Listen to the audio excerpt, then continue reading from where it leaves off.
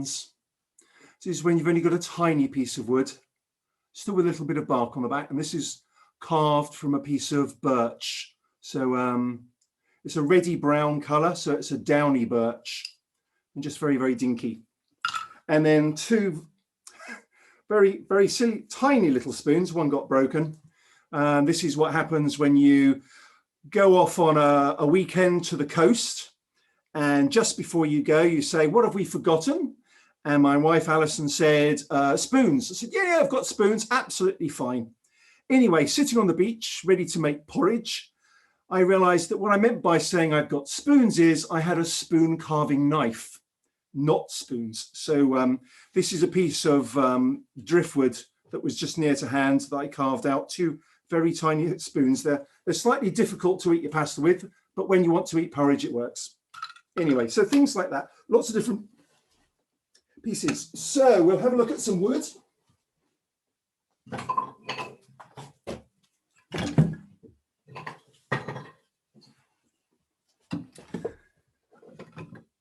So two types of wood that was going to be really useful. So hopefully some of you might recognize this. This is a silver birch.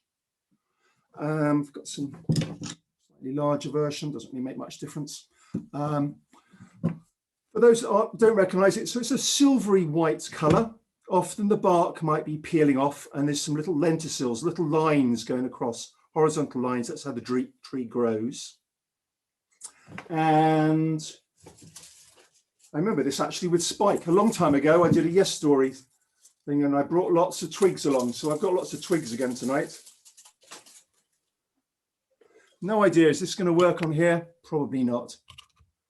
No, I think, don't know. Very tiny little purpley buds. They're alternating. So you can, there we go, it's better. It's on one side of the stick, then the other side. And often when you see these all growing up very young, there'll be a nice sort of purpley blue haze.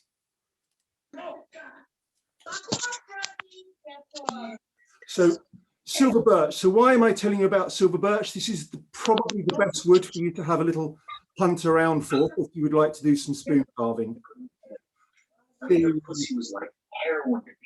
Somebody's having a bit of a chat there in the background. We had similar interests. Can we stick something on mute? Thanks.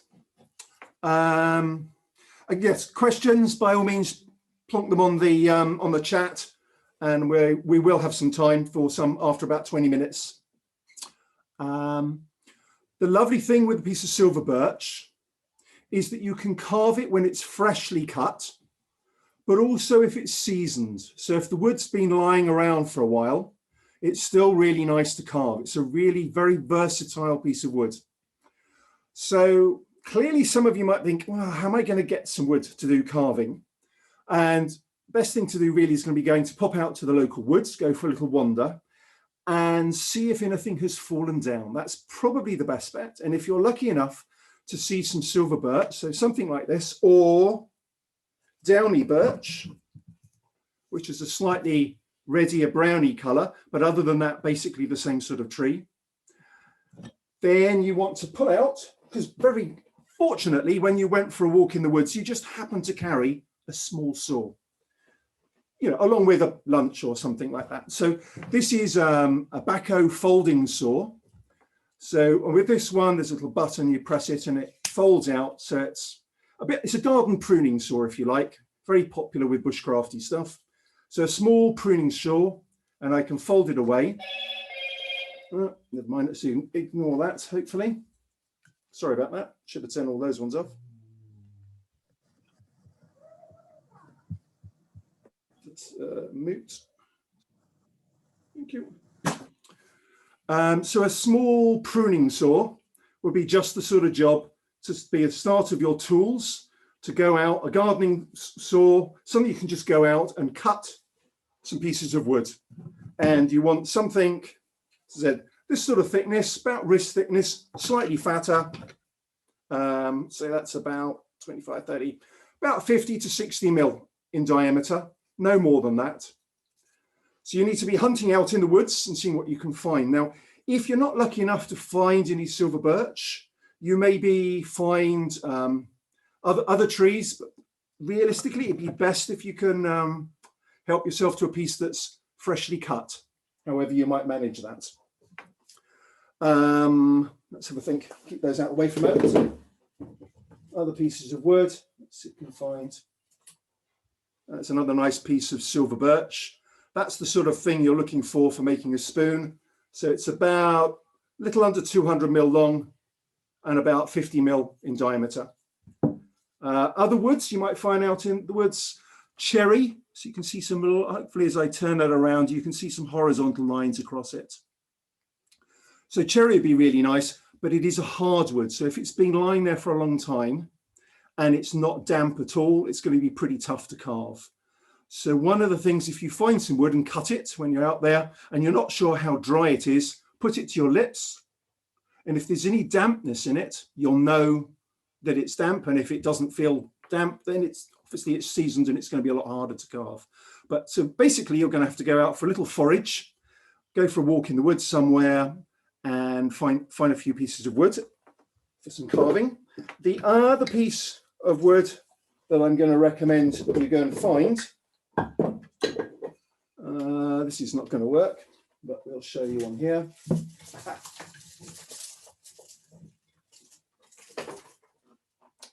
Okay, been out in the woods a little earlier. So this little baby here with its catkins hanging down. And this is Hazel. So Hazel's a nice one to cut a piece because, yeah, fresh growing. It's nice to carve. Have all the little catkins hanging down. And what you're looking for is a stick a bit like that. So that's probably 25 to 30 mil across. And you want a couple of 100 mil in length of that. More about that one in a minute. So this is going to be a tool to help us carve, whereas the birch is going to be the wood that we're going to carve. And I said, this is a piece of hazel. So hazel would work nicely. If you find plenty of hazel in the woods and you feel brave enough to cut a piece to carve, the nice thing is it will all grow back again very quickly. So I don't worry about it from that perspective. Okay. So we've talked a little bit about wood. Actually, is there any questions yet, Hannah, from wood? Any questions? So I'll put up. I've got a question. Yep. I've got a question. If I haven't got access to woodland and a saw, can I pinch a log? If I've got a friend who's got a log store with some silver birch or something, can I pinch a bit of that? Would yes. that be So all if right? somebody's got a log store with silver birch, that would be great. So silver birch, whether if it's dry and that's known as seasoned, that'll be absolutely fine. It'll just take a little bit more work to get it back into perhaps into a small enough piece to do carving, but that's really good. Cool. Okay. So first on your list of tools, some sort of saw that you can go and cut your wood up. So I'll try and let's have a look at a few knives. Right. This one is a traditional Mora craft knife. So M-O-R-A. There will be a whole bunch of links later. They're very popular for crafting knives. This is quite a small one and ideal for doing wood carving. And this is this type of knife that I use all my classes. So this is actually my day job. And with any luck, in another month or so, maybe we'll get back to doing some of that. But so a small craft knife like that. So all the links will be on the pages afterwards. Another one, if you want something that's a little bit more versatile. So this one here is another Mora knife. I like the Mora knives. This is a Mora classic. So it's quite an old-fashioned design, just works. And this is great because you can easily do food preparations, splitting bits of wood, getting things ready for fire, carving up woods ready for, and you can carve spoons quite nicely. And it's an inexpensive knife. The other one was around about 20 quid. This is probably about 12 to 15, something like that. You don't need to spend lots of money on knives. So, and Andy's on the call. He's got something very similar to this. So this is a Mora classic #1 or #2, and he's got the other one. But so distinctive red handle, really nice to use. We'll stick that inside there. What else? More Mora knives, bigger, chunkier pieces. So another knife. It's a little bit bigger, less finesse as far as carving, but very useful for other tasks if around camp, if you're having it as a camping knife. So, and these cost around about £15. So another inexpensive knife. So if you're looking for things, Mora, M-O-R-A, really good. Nice, good, reliable knives. That's the sort of stuff there. Any other ones I want to pull out? They'll do for the moment. Right. Can I ask a quick question on the knives, David? Yep, you certainly can. Please do. If I didn't have a carving knife and I was thinking, what have I got at home that I could use? Have you got some suggestions of things to use and perhaps definitely don't use? Like, I don't know, Stanley knives, bread knives. I'm just thinking what might be to hand. Really? So, well, okay, let's just cover that one again, a brief. I think the key thing is you just want a really good knife, carving, no, it doesn't have to be carving, a utility knife. Because I'm going to cover, we can do some whittling. So over the next couple of weeks, we can do some general whittling and we can make tent pegs and things like a butter knife or a small spatula that could go with your camping stove, or maybe a butter knife of different shape one. So these are really easy to do with just a knife. If you want to make a spoon, you're going to need a specific knife. So we are going to have to buy, you're going to have to buy some tools. If you'd like to participate on the next session, you can still watch, that's fine too. Other than that, you'll just have to come and visit me in the woods in the Chilterns and we'll do some carving here instead. So the reality is you need a knife, something like this one, or wherever it went. Lost it, there we go. I've got a little pen knife type thing, that would be all right, I think. Right. Pen knives, let's just cover them off. Here somewhere. Where did I put it? There you go. Always got a pen knife around. So the small pen knife, you'll have the ones where they just open up and neatly fold on your fingers. Oh, did I say that? Yeah. And then the slightly larger ones with a locking mechanism. There we go, that way. Yeah. So that one doesn't clink on your fingers. So this is a bit like having a Leatherman. So you could do some whittling with those. And if you want to just join us with some whittling and you're going to make a tent peg, then that's absolutely fine. But if you want to make, it said, you know, a spoon, spatulas, you know, other things, you need a decent knife, and it's best to have a fixed blade knife. The other small ones that sometimes people have got is an Opinel, so they're quite nice as well. So I'm not against anybody using a pen knife for some basic whittling, but we're not going to be able to do anything in the way of really making a spoon very easily with one. It's there's a lot of people get a little bit worried about them folding up on your fingers, and anyone who's had one for any length of time, they've usually had that experience at some point, and that's how you learn not to trap your fingers underneath. So yeah, hope that helps. Preferably not, really. Yep.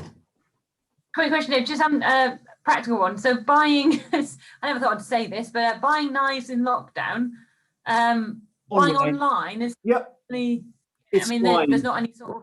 No, it is fine. One or two stores don't, but I'm going to provide a bunch of links where they are all bar one are all in the UK. Brilliant. Okay, actually, quite a lot of them have got knives sold out, so you'll just have to see who's got in there first. And I'll provide an extra link to say, actually, this one seems to have got more stock in at the moment. So we'll cover that as we go. So you can just buy them online. And there may be some issues where you think, oh, is that okay? But you have to sign up and say you're 18, etc. Some of them, I think, might ask for ID at the door. You can't have them leave it somewhere because you could be a 13-year-old boy, or just a 13-year-old. You can be. So, but most the places I'm going to be sending you, providing links to, are used to dealing with this, and there hasn't been any issues when I've bought from. I'm trying to think, all bar about one I've bought from, and there's never been any issues. So it just arrives, and nobody says anything. So yeah, right. The other type of knife, which is more specialist, is a crook knife. So this is let's make sure we're bendy. So you can see it's a bendy knife, yeah. So you can see it turn on its side, so you can see it's flatter there. And this is sharp on one side and not on the other. And these are made by a guy called Ben Orford. There's a Mora, the company I mentioned earlier, also provide knives that do this. They're a little bit cheaper, but these are so much nicer. He's currently out of stock, but he will be getting some in and then making some for next week, I'm told. So we can have a few options on that. So it's a curved knife, and that's for carving out the bowl. And then there are slightly different shaped ones. So slightly smaller curve, bigger curve. I said that's ideal one for spoon carving. And then you can move on to more monster things like this, which are used sometimes for carving out bigger objects where you want to carve out more things. Right, let's have a look. That. So yeah, if you're going to carve a spoon, you're really going to want to have a spoon, the spoon knife. The only other option, and for anybody who has got an open fire at home, I don't know whether anybody has, if they have, and they're burning some coal or maybe some logs, then the other option, which I did cover at one of the festivals, is you can put a small ember, actually do it as if it isn't there yet. So when it's just wood, you put a little ember in, and then you have another stick to hold your ember in place and blow on it. It will then glow, and then you can gradually burn the bowl out, which is quite a fun little project to do. Yeah, so anyone who's got a solid fuel fire could have a few embers into their spoon. So add a bucket of water or a pot of water to your first aid kit. Yep, and you can burn them out instead of carving. So that works nicely. Okay, let's have a think where I'll get to. Saws, knives, hook knives. Okay, so what I want to explain now, a lot of people who do spoon carving turn around and say you must have an axe.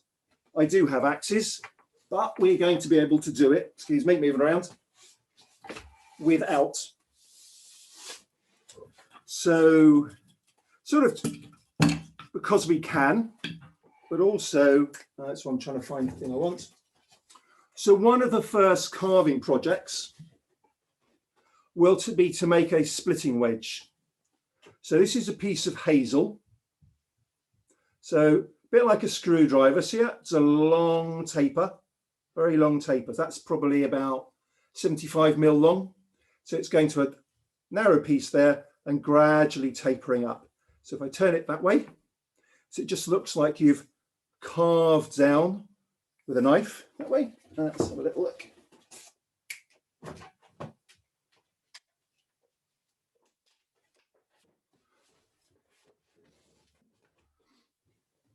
So what happened here, I have my stick.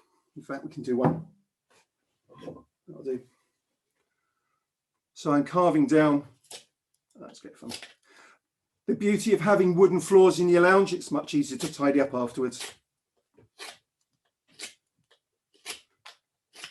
So I'm just slicing down like that to create a nice flat surface, twist it over, do the same thing again, and then I end up with something like that. So why do I want this? This is going to be my tool for splitting wood. So if I'm using this particular, see here, I've got, not that easy to see, big log, but just something I'm going to hit against. And then we'll have a piece of wood. This is a spoon, it just doesn't know it yet. Can we see that on there? Yes, you can, good. So what we do is we decide whereabouts I want the bowl to be. So maybe the bowl's going to be across this side here. You can just split the wood right down the middle, and then you've got a lot of carving to do. So if you, after a while, you get a better feel for what you really want. So this one here, this thin slither, is actually enough to make a bowl down at this end and enough for the handle at the other end. So I don't actually need to do as much carving because I just get a nice slither off that does the job. So you can do the same sort of thing here. So I've got my knife, and it's just going over the top, and then I'm going to find myself a suitable stick. One of the other lumps of wood I got, and I'm just going to just gently tap it in. So you can see I've, oh, what's this, a gift zoom? Okay, trying to be clever on my zoom calls. Leave it go away, thank you very much. Good. Oh, new learning experience. So I've basically hammered the knife across. So you can just, hopefully you can see that it's about a third of the way across. So I can now carefully take the knife out, put it back in the sheath. And now I want to actually split my piece of wood. So I'm not going to use the knife. And the reason you can, if you've got a chunkier knife, if you buy one of the rather large knives like this one, you can just keep hammering it all the way down, as long as you only hit the blade and it will split. But we're going for a little bit more finesse. So we get our nice splitting wedge that we had earlier. I line that up into the cut that goes across. I pick up my knockometer. So now that is driving itself down through the wood. I think it can't quite, does it work? No, not quite. Anyway, tap it down like that. It's driving the wedge down. Take that out. And now I've got two pieces, and this one is the bit for my spoon. So if I don't hang around too long, that'll do nicely. It's not going to be a big spoon. I'll find my knife. So I'll cover the safety bit when we do some more. One of the key things for safety is having a nice big area around in front of you. You don't want to be embarrassed by cutting anybody, or yourself for that matter, and carve to your side, never between your legs. Femoral arteries, really important, best if you keep all the blood in. So down the side here, I'm just going to create a nice smooth surface across the top. The knife is going at an angle so that the knife slices through. You don't want it pushing down, it gets hard work. So you want it at an angle, then it just glides through. It slices, which is what a knife is designed to do.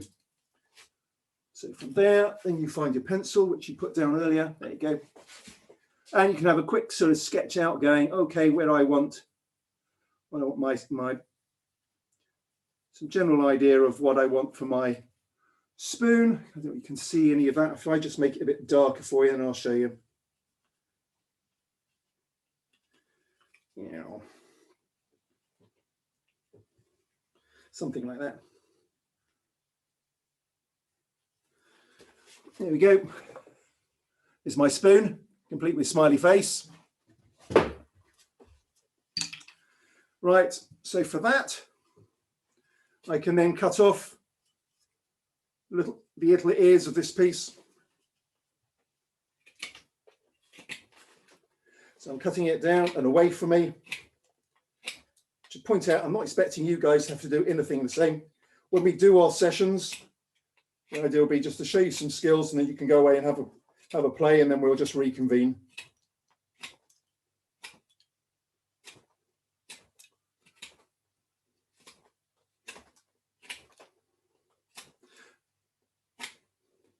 One side is easy because you can see the line, and the other side, you just have to cut and be bold.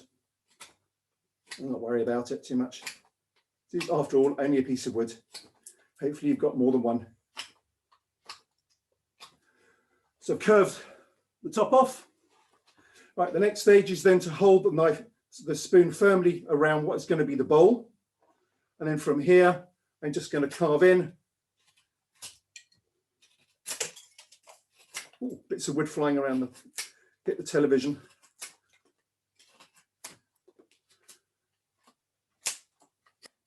Like that, turn it over.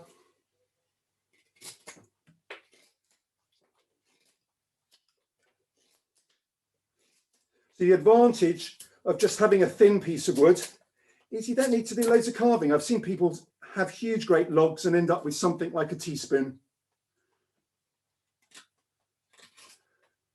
I'll show you all the carving strokes, we'll be able to get an idea of that when we actually get around to it all.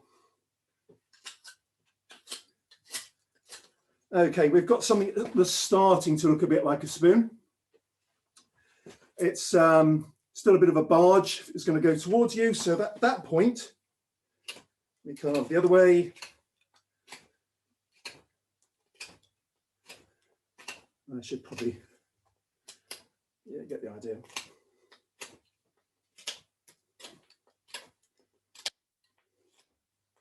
Very different carving spoons in your front room rather than in the woods. Should have, Michael did suggest I put a fire on behind me, but I figured it would be just a bit too warm.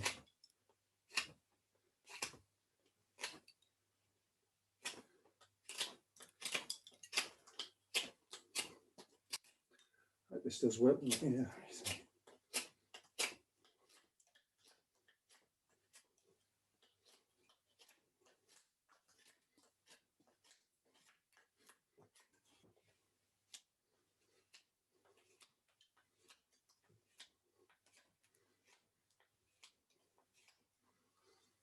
Bit of a rough spoon. We're after something that would work rather than making it too pretty. Right. So we've now got a bit of a curve coming up. So I've carved most of the bark off of the bottom, which then takes us on to this amazing little knife here. So let's have a look closer. So it's curved. And so what we're going to do now is carve the bowl out. So they come in left and right-handed. I'm right-handed. It's going to be in, and it's a bit like scooping Haagen-Dazs out of a tub of very frozen ice cream. And I'm just very gently. You do have to be very careful that the blade doesn't come all the way across, otherwise you cut your thumb. You can always get bits of leather to go around your thumb if you're worried about it. Or in fact, if you're right-handed, you can have a left-hander and carve the other way. And for those that actually have a look at the Mora versions, some of them are double-sided. So that gives you more options to play around. So I've carved from one side, turn it around the other way. And we're just looking to have a shallow bowl. Now, bearing in mind, if you look at a dessert spoon after this and you go, huh, it's quite shallow, so it doesn't need to be a deep bowl. How are we doing time-wise, Hannah? We're all right. I'm going to do some questions in a moment, so something like that. And then we get rid of our blue lines. Gently trimming it off over the top. Something like that. Not the most elegant of spoons, but give it another 20 minutes. It would do quite nicely. Eat breakfast tomorrow. I'd say dinner, but we've already had. So the idea then, there you go, almost. Just about to see the shaping of the bowl. Needs to go a little bit deeper yet. Move it around, start playing around with it, and a spoon. Okay, let's have a think. What else do you want to cover?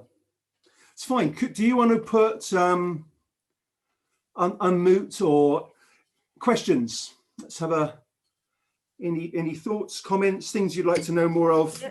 Christopher, you were asking a question. Do you want to share it? Yeah, I was just wondering how long the knives kind of work before they got blunt, and like, can you sharpen them yourself? Because the one with the curvy blade must be quite tricky. Yeah, that's a good point. So the aim in the sessions will be to cover a bit of knife sharpening somewhere along the lines, because the idea will be to show you some carving skills, let you get on with some of it, and then show you a little bit of knife sharpening. So I will cover some of that. But one of the things here, this is a piece of leather that's stuck onto a piece of wood.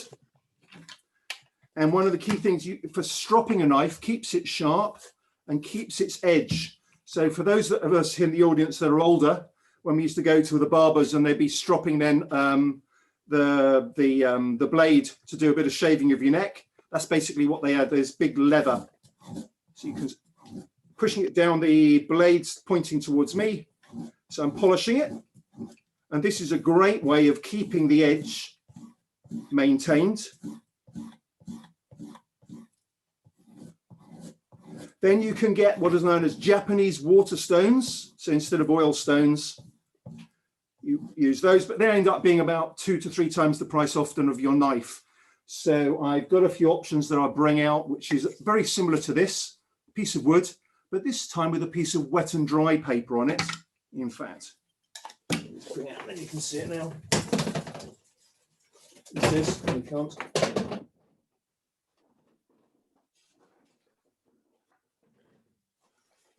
Same type of thing. So a piece of wood, nice and flat, wet and dry. So this is not sandpaper. This is the stuff for polishing up metal, etc. So it's a different type of paper. Stuck on, put some water on it, and then it's the same process, except you're going into it this time. Yep, to sharpen it. We can find some videos. Hope that helps. What grade would you use there? This is about 600. Cool. Something like Thank you. that. Yeah. Yeah. How about the curved knives? Do you have a sharpener for that? 'Cause that's tricky. Asking all the right questions. And that's very similar process. So these particular ones here, I've got some smaller versions of this. So you can run it down, not towards it on this. You're running it down, to sharpen it off. Then also I've got a piece of dowel, a round stick with the same emery paper wrapped around it, and then you can hone it from the inside. And then another stick with a piece of leather, which is shaped so it's round. And then the whole idea is then you run that down and then you turn it over and you have a flat piece, and then you're just makes sense. Perfect. Thank you. So there's more expensive options, but these are nice. It doesn't cost too much. And when you're learning to sharpen, sometimes you cut things and damage them. All you're going to do is tear up the piece of paper and you clean it all off and start again. So good. Can I give my two? Oh, sorry. On you go, Spike. Oh, can I just give my 2 pence worth on the Mora Crook knives? I got that because I was like, then it matches my Mora Whittling knife, and it's terrible. I've now used the Ben Orford ones and some other ones, and the Mora Crook knives are nowhere near as the one that Dave's got in his hand. Yeah, they're a good starting point. They're still in the they're about £35, whereas the Ben Orford ones are nearer to 50 or 51, something like that. But he does a range of them. This particular one, which is his spoon knife, which is just that lovely shape like that, just as Spike would say, they're just really nice to use. And so I've got about 12 or 14 of various shapes, plus left-handers, so people can try them all. It's worth investing a little bit. I recognize in doing this carving, everybody might not want to suddenly invest in lots of money straight away. So the easiest thing to do really would be to get a utility knife. So a bit, as I said, can't find it now. These kind of things, the Mora knives, a classic, would really work well, doesn't cost very much. Then it's going to be useful for your adventures, your camping. It weighs almost nothing. The reason this one's on a string is because I invariably wear it around my neck and it's always close to hand and nice and easy to use. So it costs very little and it just gets you into some carving. And then you go, okay, I'd like to do a bit of spoon craft, in which case then you can go and invest in one of these. So it's quite a good option. Thanks for that, Spike. And Tanya had a question about some hazel that she was chopping down last year. Okay. Well, for the splitting wedge, it's definitely going to be okay. If the hazel, depends how thick it is, really. What I would suggest, Tanya, is cut it and split some of it and just see how tough it is. It can be fine. It's just, I mean, if that's what you've got to hand and you've got a knife, then Yeah, just we go. just coppiced a load, so I know where there is a load. It'll be nicer if you've got freshly cut wood. Okay. It really would. For doing, yeah, it'll just be a little bit nicer to do that. If you've got some thin stuff, this sort of thickness, like 1.5 2 centimeters, something like that, then to do some butter knives and things like that, that'll just be great fun, and that'll be absolutely fine. So a lot of the butter knives I've done are done with seasoned wood, but as soon as it starts getting bigger, it just makes it a bit hard work. What else? Yeah. So we're worth having a go, but see if you can pilfer a bit of fresh stuff as well. And then you can put it in your fridge or your freezer. It's really strange, but that's a good idea. My partner, because David's super quick. I'm not super quick. It takes me weeks to finish a spoon properly.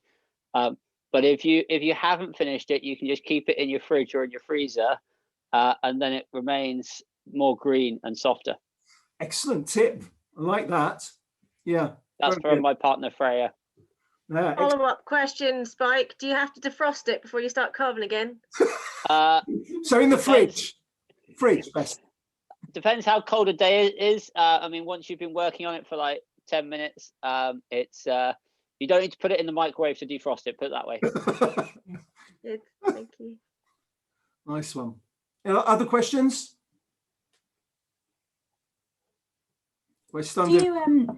Do you treat them with anything afterwards before you use them? When I use them, sometimes. So there's a oil that's called tongue oil, which is food safe, so you can put that on it. But I haven't actually. If anything, I only use tongue oil usually on my canoe. For the spoons, I usually perhaps just put a little bit of olive oil on. And most of them, when I just use them, not dishwasher safe. I would recommend that. Basically, you just use it, give it a scrub. That's it. But if you're at all worried, a little bit of olive oil, food oil. If it's a pale wood and you want it to be a bit darker, you could rub a little bit of coffee into it, or a bit of soy sauce or something like that. But so a little bit of oil rubbed into it, some olive oil, something like that all over would be nice. That's something I've done on some of them, not all of these. Great, thank you. I have just a question about the follow-up whittling sessions, if that's okay, David. Yep. Due to my admin excellence, I've managed to plan the whittling sessions for the same time as some other YesTribe events. So Thursday, 8 o'clock clashes with some other events that people might be wanting to go to. I wondered if there was any option maybe to look at a slightly different evening, if that would be all right, if there's any interest there, or you want to keep it at Thursdays at 8? No, I'm quite happy to be flexible on this. Also, how many people we got on the call at the moment? We had 16 earlier. Okay. So it's going to be a lot better to do this with a smaller group. So what does that mean? 6 to 8, because they're going to have everybody up. Everybody can have a bit of a go. I can zoom in. God, it's quite good, this, isn't it? Zoom in and see what you're doing and make a few comments, or you can ask for help and I can move around to other people. Trying to do everybody, if there's like 15 or 16, that's going to be a bit hard work. So I think what will probably be best to do is to, schedule it. I'll ask for some feedback afterwards. I'll put some links in. And then what will be really cool is then you just say, yes, I want to do some spoon carving soon, or I might wait a bit longer, that kind of thing, just to give us a bit of a flavour for it. I know a few of you have got some knives, so that's great. We can just get on with it and we'll schedule a session. Is that evening's best? We do. I don't actually. Went back to being view mode. So I think what we're saying is keep an eye on the YesList page. The times are going to change again. And if you want to meet more often, less often, just give us a ping and we'll try and work out something convenient, okay? Yeah, that's about it. Depending on demand, we'll judge it. Yeah. So I think so to finish off, a quick reminder right back at the beginning, ideally some silver birch, something about a couple 100 mil long, something like that, and about 40 to 50 mil in diameter. Some hazel, that can be dried out, or in fact another piece of silver birch, which you're going to make into your splitting wedge. So that's an important tool to split your wood. Some sort of saw that you can very conveniently stick in your pocket, or a small rucksack when you go out for your foraging walk. So a small saw, gardening saw, pruning, something like that. You can find something for that. And then, as I said earlier, knives, which will be on the links. So we've got things like this. Oh, I couldn't find it, it's around my neck. So something like that, this one. Other utility knives, that's another Mora. And I seem to have lost the other ones. Here we go. More of them, lots and lots and lots, and different shapes and sizes and collections. And then there's all sorts of other types of knives out there. But realistically, the knife, you shouldn't need to spend more than about 15, 20 pounds on one, no more than that. And that'll be fine. The spoon carving knives, you're going to need to invest more like 50. So quite happy to just step us along and see where we go. Hope that was sort of what you were hoping for. That's lovely. Thank you very much, David. That's been super helpful. Any questions, other things that come to you when you go and reach for your cup of coffee or tea afterwards, or have dinner or whatever it is, or pizza, just put them on the discussion for this link and we'll see what they are and answer them, and look forward to doing some whittling with you all. Awesome. Thank you very much. It's amazing. Please unmute yourself and join me in giving David a round of applause. That was amazing stuff. Thank you, David.